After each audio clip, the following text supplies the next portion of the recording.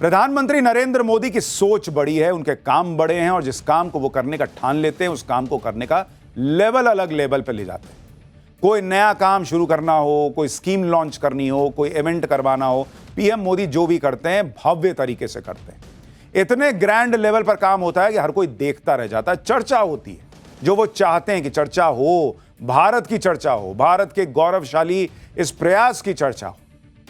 जैसे भारत में जब पीएम मोदी ने G20 समिट कराया था, आपको याद होगा, बस पूरी दुनिया देख के हैरान रह गई कि क्या जबरदस्त समिट हुआ है। इसी साल जनवरी में जब अयोध्या में राम मंदिर बनकर तैयार हुआ, उसका उद्घाटन कितने ग्रैंड लेवल पर हुआ था। इसी तरह से अब महाकुंभ को भी पीएम मोदी एक ग्रैंड लेवल पर ले जाने का प्रयास कर रहे हैं, क्योंकि यह पहली बार है जब मोदी राज में महाकुंभ होने जा रहा है। भाई 2012 में हुआ, उसके बाद अब हो रहा है। तो आप अंदाजा लगा सकते हैं कि पीएम मोदी इस महाकुंभ को, सनातनियों के सबसे बड़े पर्व को, कितना बड़ा और भव्य बनाने वाले हैं। सनातन के सबसे बड़े आयोजन महाकुंभ की तैयारियों को देखने आज खुद पीएम मोदी प्रयागराज पहुंच गए। 5 घंटे प्रयागराज में रहे। इसके बाद सीएम योगी और उनके अधिकारियों से कुंभ की तैयारियों को लेकर एक एक अपडेट लिया पीएम ने कि अच्छा बताइए योगी जी क्या क्या हो रहा है, अच्छा ये कैसे होगा, वो कैसे होगा। इस दौरान पीएम मोदी ने साधु संतों से भी मुलाकात की ताकि कुंभ के दौरान उन्हें किसी तरह की परेशानी ना हो। इसके बाद पीएम मोदी प्रयागराज के सभी धार्मिक और आध्यात्मिक स्थलों पर गए और वहां पूजा अर्चना की। यह सब देखकर आपको लग रहा होगा कि पीएम मोदी एक आध्यात्मिक यात्रा कर रहे थे, लेकिन इस दौरान वो पूरी दुनिया को कुंभ यात्रा के लिए गाइड भी कर रहे थे। पीएम मोदी ने इस दौरान यह बता दिया कि संगम में स्नान करने के बाद उन्हें प्रयागराज में किन किन धार्मिक स्थलों के दर्शन करने हैं। साथ ही आज पीएम मोदी ने प्रयागराज में कई विकास का योजनाओं की घोषणा की और लोगों के साथ जनसंवाद भी किया। दरअसल पीएम मोदी ये मानते हैं कि उन्हें पहली बार प्रयागराज में महाकुंभ आयोजन करवाने का मौका मिला है और इससे पूरी दुनिया को सनातन का सबसे बड़ा संदेश दिया जा सकता है। इसलिए पर्सनल लेवल पर हर तैयारी को वो खुद देख रहे हैं। आगे बढ़ने से पहले आपको पीएम मोदी की महाकुंभ वाली यात्रा की एक झलक दिखाता हूं, फिर आपको बताऊंगा कि इस महाकुंभ में मोदी का प्लान क्या है। इस बार महाकुंभ का आयोजन बहुत भव्य और दिव्य होने वाला है। इस आयोजन में पहली बार करीब 50 करोड़ लोगों के आने की संभावना है। पूरी दुनिया के लोग प्रयागराज आने के लिए उत्साहित हैं और इसलिए मोदी योगी इस आयोजन को सफल बनाने के लिए जी जान से जुट गए। आज पीएम मोदी ने प्रयागराज आकर किस तरह अध्यात्म और सनातन के एक गाइड बनने का प्रयास किया, इसके बारे में आगे आपको विस्तार से बताऊंगा। लेकिन उससे पहले यह समझिए कि महाकुंभ में आने वाले लोगों का पीएम मोदी ने किस तरह ध्यान रखा है। आज पीएम मोदी ने महाकुंभ की 6000 करोड़ रुपए की 167 विकास परियोजनाओं का लोकार्पण कर दिया। इस दौरान 11 कॉरिडोर और 29 मंदिरों के जीर्णोद्धार के साथ पुल, ओवरब्रिज, सड़क परियोजनाओं की शुरुआत की गई है। पीएम ने जिस 11 कॉरिडोर का उद्घाटन किया उनमें भारद्वाज आश्रम गलियारा, अक्षयवट गलियारा, हनुमान मंदिर गलियारा और श्रृंगवेरपुर धाम गलियारा शामिल है। ये प्रयागराज की वो आध्यात्मिक जगहें हैं जिनका पिछली सरकारों ने ध्यान नहीं रखा, लेकिन इन स्थलों का कायाकल्प हो चुका है। महाकुंभ में आध्यात्मिक शक्ति के साथ साथ पीएम मोदी ने टेक्नोलॉजी की शक्ति से भी परिचय करवाया। आज पीएम मोदी ने डिजिटल महाकुंभ को बढ़ावा देने के लिए AI बेस्ड कुंभ सहायक चैटबॉट भी लॉन्च कर दिया।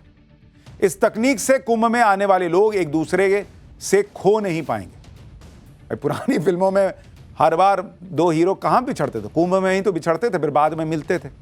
तो नरेंद्र मोदी ने फिल्म बनाने का मौका ही हटा दिया कि हटाओ, खोना नहीं है, बनाना तो ऐसे ही फिल्म बना।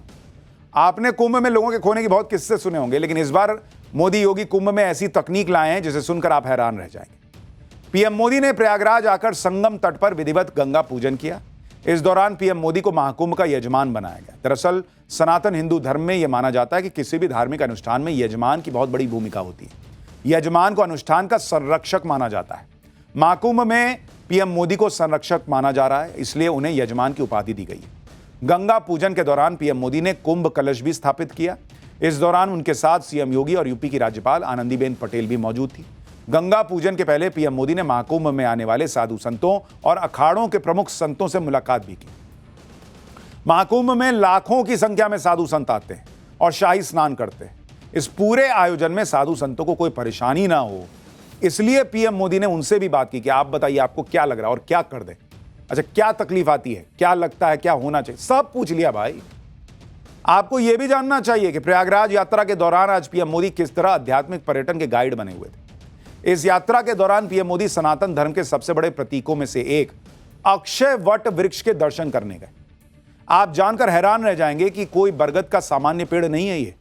इस वृक्ष के बारे में हमारे शास्त्रों में भी वर्णन मिलता है। इसके पौराणिक महत्व को बताने के लिए पीएम मोदी ने यहां अक्षय वट कॉरिडोर बनवाया है। आज पीएम मोदी ने इस वट वृक्ष के साथ एक तस्वीर पोस्ट की और उसके साथ उन्होंने रामचरितमानस की चौपाई शेयर की। इस चौपाई में कहा गया है, संगमु सिंहासनु सुठी सोहा छत्रु अक्षय बटु मुनि मनु मोहा चवर जमुन अरु गंग तरंगा देखी होई दुख दारिद भंगा। जिसका मतलब यह है कि संगम ही भगवान का अत्यंत सुशोभित सिंहासन है। अक्षय वट छत्र है जो मुनियों के भी मन को मोहित कर लेता है। यमुना जी और गंगा जी की तरंगे उसके चवर हैं, जिसे देखकर ही दुख और दरिद्रता नष्ट हो जाती है। मैंने आपको कहा ना कि पीएम का ये बड़ा फोकस रहता है। ऐसा नहीं कि मैं गया पूछ के आ गया, भाई वो तो बुला लेते अधिकारियों को, वहीं ले लेते अपना डिटेलिंग की क्या तैयारी है बताओ। अब वो ये जो कर रहे हैं ना, इससे देश भर में दुनिया भर में लोगों को मैसेज जाएगा कि वहां जाना है, महाकुंभ में शामिल होना है, ये काम भी करना है, अपनी संस्कृति को पहचानना है, सनातन को जानना है।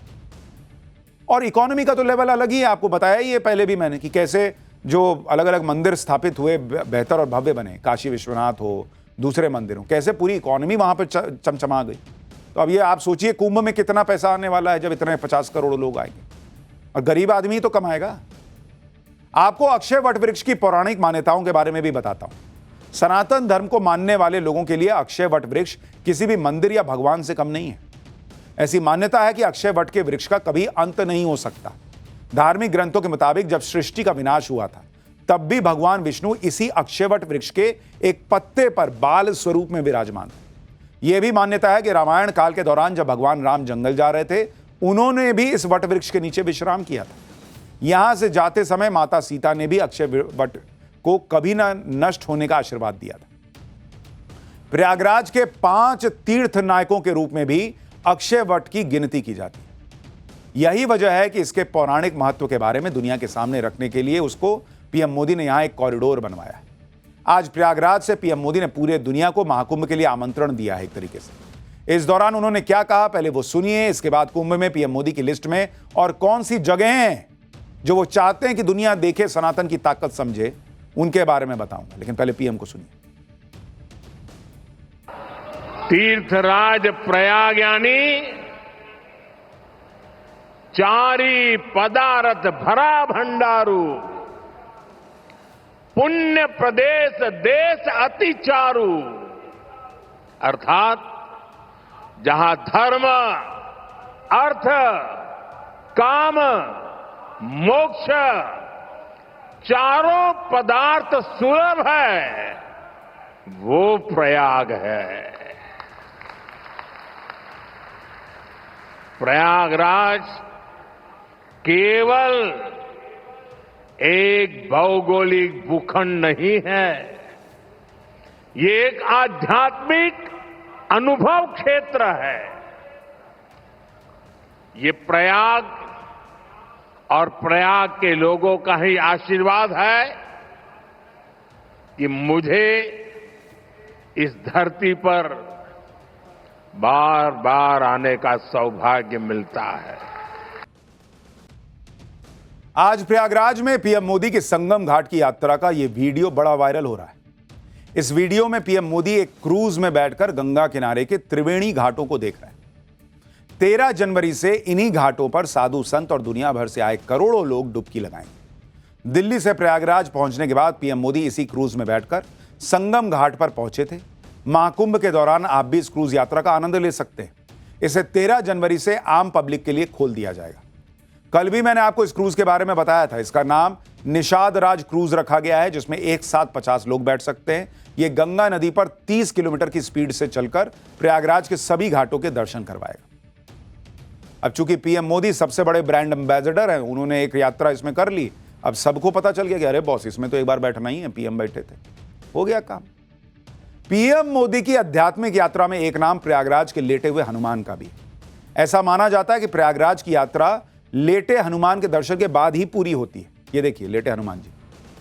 इसके अलावा हनुमान जी के इस मंदिर में सच्चे मन से मांगी गई हर मनोकामना पूरी होती है। यही वजह है कि पीएम मोदी लेटे हनुमान जी के दर्शन करने पहुंचे और वहां पूजा अर्चना भी की। ये तस्वीर देखिए।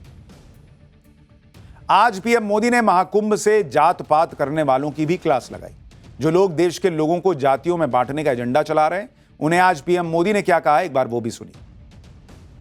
यहां आकर संत महंत, ऋषि मुनि, ज्ञानी विद्वान, सामान्य मानवी सब एक हो जाते हैं। सब एक साथ त्रिवेणी में डुबकी लगाते हैं। यहां जातियों का भेद खत्म हो जाता है, संप्रदायों का टकराव मिट जाता है। करोड़ों लोग एक ध्येय, एक विचार से जुड़ जाते हैं।